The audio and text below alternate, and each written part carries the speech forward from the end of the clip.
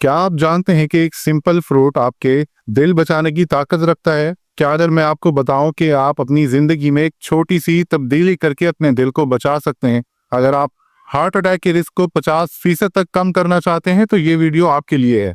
दुनिया भर में कार्डियोवास्कुलर डिजीज से हर साल 17 मिलियन जिंदगियां ले लेते हैं, लेकिन मैं आपको बताता हूं कि कुछ ऐसे फ्रूट्स हैं जो आपके दिल की सेहत को बढ़ा सकते हैं। ये जानते हैं उन 7 फ्रूट्स के बारे में जो आपके दिल को हेल्दी रखने में मदद कर सकते हैं। वैसे तो ये सभी बहुत इंपॉर्टेंट है, लेकिन जो नंबर 7 पर है वो बहुत ज्यादा अहम है, इसलिए वीडियो को मुकम्मल देखिएगा। नंबर 1 पर है एवोकाडो। हार्ट हेल्दी न्यूट्रिशन के देन में एवोकाडो अपने आप को एक चैंपियन साबित करता है। ये क्रीमी ग्रीन फ्रूट ना सिर्फ टेस्टी है बल्कि हार्ट हेल्थ के लिए भी एक पावर हाउस है।